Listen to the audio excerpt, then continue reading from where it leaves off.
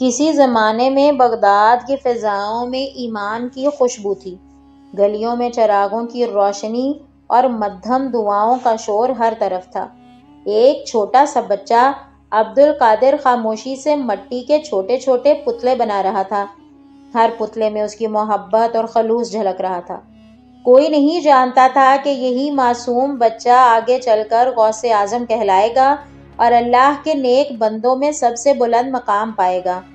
عبد القادر ہر پتلے کو بڑی محبت سے ترتیب دیتے اور جب سب تیار ہو جاتے تو مسکرا کر کہتے، قم باذن اللہ، یعنی اللہ کے حکم سے اٹھ جاؤ، اور سبحان اللہ، اللہ کے حکم سے وہ بے جان پتلے زندہ ہو جاتے، اپنے اپنے قدموں پر چلنے لگتے، کھیلنے لگتے، وہ بچے کی طرح ہنستے، کھیلتے اور دوڑتے، اور غوث اعظم ان کے ساتھ کھیلتے۔ ہر شام جب سورج کی روشنی مدھم ہو جاتی اور ہوا میں سکون چھا جاتا تو آپ فرماتے، واپس ہو جاؤ، اور وہ سب پتلے اپنی پہلی حالت میں واپس مٹ جاتے، جیسے کبھی زندہ نہ تھے۔ یہ کھیل کئی دن تک چلتا رہا اور گاؤں والے حیرت اور محبت کے ملے جلے جذبات کے ساتھ اس منظر کو دیکھتے رہے۔ ایک دن گاؤں میں ایک بچہ اچانک مر گیا۔ اس کے والدین غم و اندوہ میں تھے۔ انہوں نے سوچا، ہم جانتے ہیں کہ غوث اعظم اپنے بنائے ہوئے پتلے اللہ کے حکم سے زندہ کر دیتے ہیں۔ اگر ہم اپنا بچہ ان پتلوں کے درمیان رکھ دیں تو شاید وہ بھی زندہ ہو جائے۔ رات کے سناٹے میں والدین نے اپنے مرے ہوئے بچے کو چپکے سے مٹی کے پتلوں کے درمیان لٹا دیا۔ صبح ہوئی اور جیسے ہی ہمیشہ کی طرح غوث اعظم تشریف لائے، آپ نے مسکرا کر فرمایا، قم باذن اللہ۔ سب پتلے اٹھ کھڑے ہوئے، اپنے اپنے قدموں پر کھیلنے لگے، مگر وہ بچہ جسے والدین رات میں لائے تھے وہ وہیں پڑا رہا۔ غوث اعظم نے آہستہ سے مسکرا کر فرمایا، میں جانتا ہوں تم میرے بنائے ہوئے نہیں ہو، تم اللہ کے بنائے ہوئے ہو، لیکن میں تمہیں بھی کہتا ہوں، قم باذن اللہ، اور اسی لمحے وہ بچہ زندہ ہو گیا۔ والدین جو دور سے یہ منظر دیکھ رہے تھے، خوشی کے مارے رونے لگے۔ وہ دوڑ کر اپنے بچے کو اٹھا کر گھر لے گئے۔ دل شادمانی سے جھوم اٹھا۔ یہ بات جب آپ کے والد کے کانوں تک پہنچی تو وہ غصے میں بولے، عبد القادر، تم اپنے بنائے ہوئے پتلے زندہ کرتے ہو اور اب اللہ کے بنائے ہوئے کو بھی زندہ کرنے لگے ہو۔ اور پھر انہوں نے ایک ڈنڈا لے کر آپ کے پیچھے دوڑنا شروع کر دیا۔ غوث اعظم آگے دوڑے اور قبرستان میں داخل ہوئے۔ غوث اعظم نے مسکرا کر کہا، دوڑو اے قبروں والو، ورنہ میرے والد تم سب کو مار دیں گے۔ اگر آپ کو یہ دلچسپ کہانی پسند آ رہی ہے تو اسے ابھی سے لائک کر دیں، اسے شیئر ضرور کریں، ہمارے چینل کو سبسکرائب کرنا نہ بھولیں تاکہ آپ کو ایسی روحانی کہانیاں ملتی رہیں۔ اللہ کے حکم سے قبروں سے مردے نکل آئے، کفن لپیٹے ہوئے، ان کے چہروں پر نور دمک رہا تھا، اور وہ غوث اعظم کے پیچھے پیچھے چلنے لگے۔ کچھ ہی دیر میں والد نے پکارا، عبد القادر رک جاؤ۔ عبد القادر رکے اور مردوں سے فرمایا، اپنی قبروں میں واپس چلو۔ وہ سب مردے اپنی قبروں میں واپس چلے گئے۔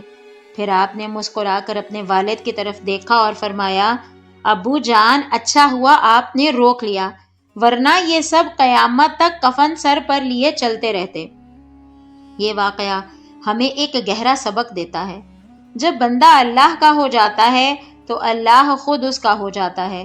جب دل میں نور ایمان بھر جائے تو اللہ اپنی قدرت کے عجائبات اسی دل کے ذریعے ظاہر کر دیتا ہے۔ وقت گزرتا گیا، عبد القادر بڑے ہوئے اور ان کے علم و عبادات میں گہرائی سب پر ظاہر ہونے لگی۔ لوگ ان کی طرف روحانی رہنمائی کے لیے آنے لگے، ان کی کرامات ہر طرف مشہور ہونے لگی۔ ایک مرتبہ ایک بزرگ اللہ کی یاد اور عبادت کے لیے جنگل میں چلے گئے۔ وہ دن رات اللہ کی عبادت میں مشغول رہتے اور ان کی بات سن کر جنگل کے درندے، حتیٰ کہ شیر اور دیگر جنگلی جانور بھی ان کے سامنے عاجز ہو جاتے۔ ایک دن بزرگ نے سوچا، کیوں نہ جنگل کے بادشاہ شیر کو اپنا مرید بنا لیا جائے۔ اللہ کے حکم سے ایک شیر ان کے پاس آیا اور ان کا خدمت گزار بن گیا۔ وہ شیر ان کے احکامات مانتا، ان کے قدموں میں سر جھکاتا اور ان کے ساتھ چلتا۔ پھر بزرگ کے دل میں خیال آیا، کیوں نہ اس شیر پر سوار ہو کر شہروں اور گاؤں کا سفر کیا جائے تاکہ لوگ ہماری شان دیکھیں اور تعریف کریں۔ بزرگ شیر پر سوار ہوئے اور شہر کی طرف نکل پڑے۔ لوگ شیر کی عظمت دیکھ کر خوف کے مارے بھاگتے۔ بزرگ ان سے شیر کے کھانے کے لیے جانور طلب کرتے اور خوف زدہ لوگ پہلے بکریاں پھر گائیں دینے لگے۔ غریب لوگ خوف کے مارے چندہ جمع کر کے شیر کے لیے گائے کا انتظام کرنے لگے۔ یہ سلسلہ کئی دن تک چلتا رہا اور لوگ پریشان ہو گئے۔ ایک دن وہ ایک گاؤں میں پہنچے تو لوگوں نے عرض کیا، حضرت ہم غریب ہیں، ہم آپ کے شیر کے لیے گائے نہیں دے سکتے، آپ بغداد تشریف لے جائیں، وہاں ایک بہت سخی بزرگ رہتے ہیں، وہ چاہیں تو آپ کے شیر کے لیے 10,000 گائیں دے سکتے ہیں۔ یہ سن کر بزرگ فوراً بغداد تشریف لے گئے۔ وہاں پہنچ کر انہوں نے کہا، میرے شیر کے لیے ایک گائے کا انتظام کیا جائے۔ حضرت غوث اعظم دستگیر رحمت اللہ علیہ کے مرید ایک تندرست گائے لائے اور باہر باندھ دی۔ وہاں ایک چھوٹا سا کمزور سا کتا بھی تھا جو حضرت غوث اعظم کے دربار کا وفادار پہرے دار تھا۔ جب گائے کو کھولا گیا، وہ کتا آگے بڑھا اور شیر کی گردن پکڑ لی۔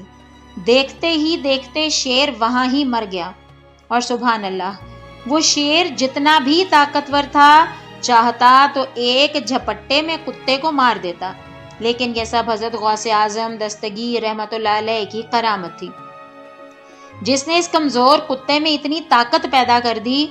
جب یہ بات حضرت غوث اعظم رحمت اللہ علیہ تک پہنچی تو آپ مسکرا دیے اور باہر تشریف لائے۔ وہ بزرگ ادب سے کھڑے ہو گئے۔ کسی نے عرض کیا، یہی ہیں حضرت شیخ عبد القادر جیلانی غوث اعظم دستگیر رحمت اللہ علیہ۔ بزرگ نے ادب سے عرض کیا، یا غوث اعظم، آپ کے کتے نے میرے شیر کو کیوں مارا؟ اس نے کسی کو کوئی نقصان نہیں پہنچایا تھا۔ آپ نے فرمایا، یہ سب اللہ کے حکم سے ہوا ہے، تم نے اس شیر کو لوگوں کے دکھاوے کے لیے استعمال کیا، وہ جنگل کا جانور تھا، اس کی روزی اللہ کے حکم سے وہاں مقرر تھی، تم نے اپنی شان دکھانے کے لیے غریبوں میں گائیں منگوائیں، یہ تمہارا غرور تھا، اللہ کو اپنے بندوں کا تکبر اور غرور پسند نہیں۔ یہ سن کر وہ بزرگ شرمسار ہوئے، حضرت غوث اعظم دستگیر کے قدموں میں گر گئے، توبہ اور معافی مانگی اور ہمیشہ کے لیے وہاں سے چلے گئے۔ ان کرامات سے ہمیں یہ سبق ملتا ہے کہ حقیقی طاقت، عظمت اور عزت تکبر یا دکھاوے میں نہیں، بلکہ عاجزی، ایمان اور اللہ کی محبت میں ہے۔